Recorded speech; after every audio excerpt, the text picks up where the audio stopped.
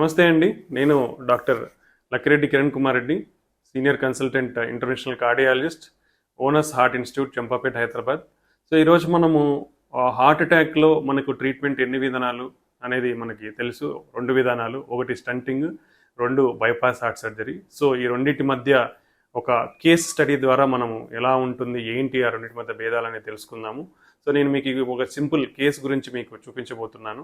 So ఈ patient almost 55 to 56 years, 55 నుంచి 56 సంవత్సరాల మధ్యలో ఉన్న మెయిల్ పర్సన్. తనకి బీపీ, షుగర్ ఉన్నాయి. తనకి ఛాతీ నొప్పి రావడంతో హార్ట్ అటాక్గా గుర్తించి ఈసీజీ స్కాన్ చేసిన తర్వాత మనం యాంజియోగ్రామ్ చేయబడడం జరిగినది.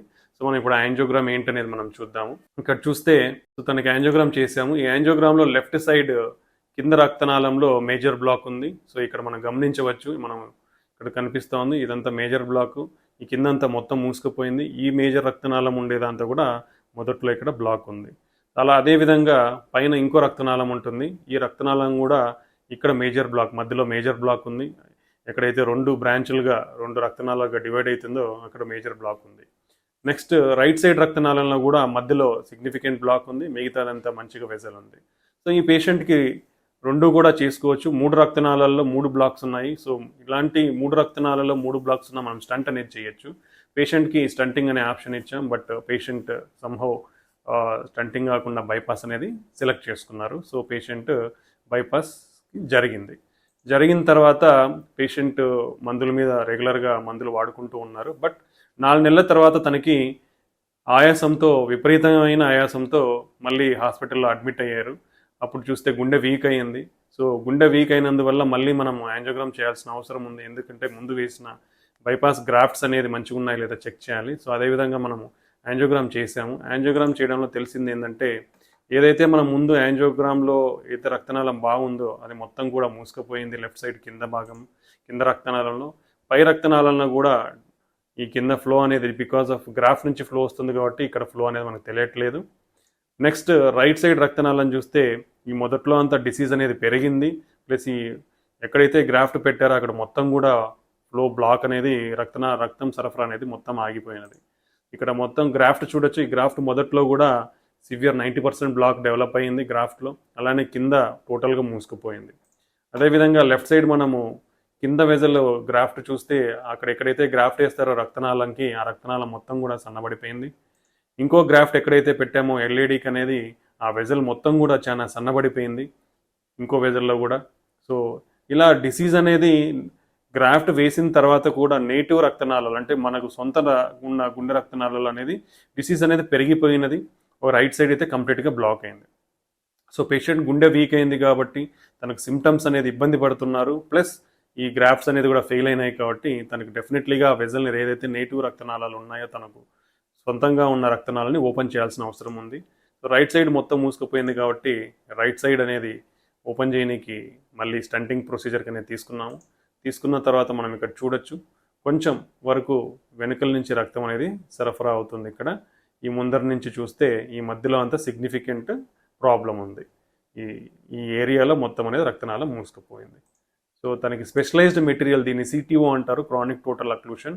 సో ఈ specialised material, micro catheter, special wires అన్ని వాడి ఓపెన్ చేయాల్సిన అవసరం ఉంటుంది ఇలాంటి సినారియాస్లో. అదే ఇంతకుముందు అయితే చాలా ఈజీగా ఓపెన్ చేసి స్టంట్ పెట్టిండొచ్చు తను, బైపాస్ ఆప్ట్ కాకుండా ముందు సెలెక్ట్ చేసుకుని అంటే. బట్ వన్స్ ఇదంతా డిసీజ్ ప్రోగ్రెషన్ అనేది ఎక్కువ అయింది కాబట్టి ఇది కంపల్సరీగా స్పెషలైజ్డ్ మెటీరియల్ వాడి ఓపెన్ చేయాలి. ఆ విధంగానే మనం తనకి స్పెషల్ మెటీరియల్ అన్ని వాడి కూడా ఈ ఎక్కడైతే బ్లాక్ ఉందో ఆ బ్లాక్ని క్రాస్ చేసి చివరికి రక్తనాళంలో మనం ఎంటర్ అయ్యాము. ఎంటర్ అయిన తర్వాత దాన్ని ఫస్ట్ ఓపెన్ చేయాలి బెలూన్ చేసి. అదేవిధంగా బెలూన్ పెట్టి దాన్ని ఓపెన్ చేసాము. ఓపెన్ చేసిన తర్వాత మీరు చూడొచ్చు క్లియర్గా ఇక్కడ రక్తనాళం అంతా ఫ్లో అవుతూ ఉంది మనం బ్లాక్ అనేది ఓపెన్ చేసిన తర్వాత. సో ఆ బ్లాక్ ఎక్కడైతే ఉందో అక్కడ మనము స్టంట్స్ అనేది పెట్టాము. ఇది ఒకటవ స్టంట్, ఆ పైన 2వ స్టంట్ పెట్టిన తర్వాత రక్తనాళం అంతా కూడా మంచిగా సరఫరా అవుతుంది, మంచిగా ఓపెన్ అయ్యింది. ఆ తర్వాత మనం మళ్ళీ బెలూన్ తీసుకొని స్టంట్ రక్తనాళ గోడలకు సరిగా అతుక్కోవాలి కాబట్టి దాన్ని మళ్ళీ ఉబ్బిపిస్తాము. ఉబ్బిపించిన తర్వాత ఫైనల్గా మనకి ఈ రైట్ సైడ్ రక్తనాళంలో బ్లడ్ ఫ్లో అనేది చాలా క్లియర్గా డెవలప్ అయింది. మళ్ళీ నార్మల్ స్టేట్కి యథావిధిగా ఎట్లయితే ముందు ఉన్నదో అదేవిధంగా నార్మల్ స్టేట్కి వచ్చింది.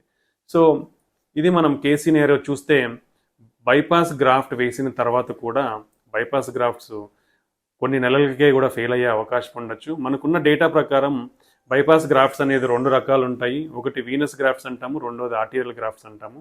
సో వీనస్ గ్రాఫ్ట్స్ అనేది 1 సంవత్సరం లోపల 40-50% మందిలో మూసుకుపోయే అవకాశం ఉంటుంది.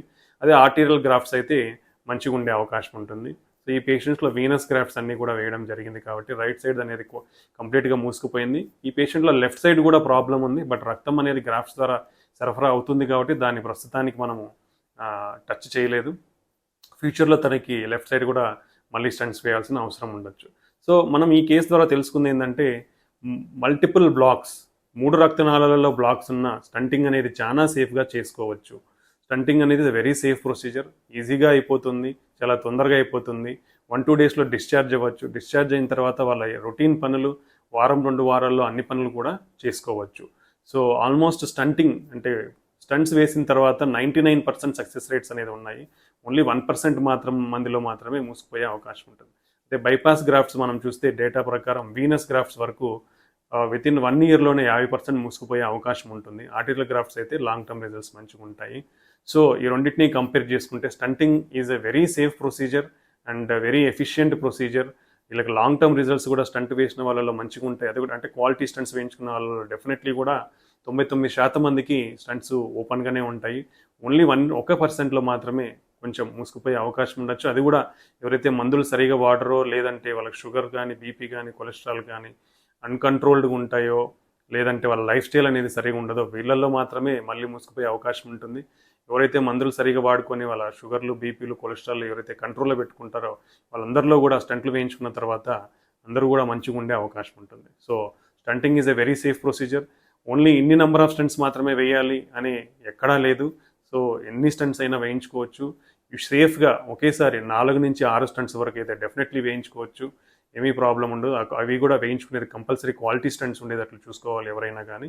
సో క్వాలిటీ స్టంట్స్ ఒకేసారి 4-6 స్టంట్ల వరకు వేసుకోవచ్చు. ఒకవేళ మనకు డిసీజ్ అనే దాన్ని బట్టి, పేషెంట్ కండిషన్ బట్టి 2 స్టేజ్లలో చేసుకోవచ్చు. అంటే ఫస్ట్ ఒక సైడ్ రక్తనాళాలని ఓపెన్ చేసి నెక్స్ట్ ఇంకో సైడ్ రక్తనాళాలను కూడా ఓపెన్ చేసుకునే అవకాశం ఉంటుంది. సో ఈ విధంగా స్టంటింగ్ అనేది చాలా సేఫ్గా చేసుకొని మంచి ఫలితాలని పొందవచ్చు. థ్యాంక్ యూ అండి.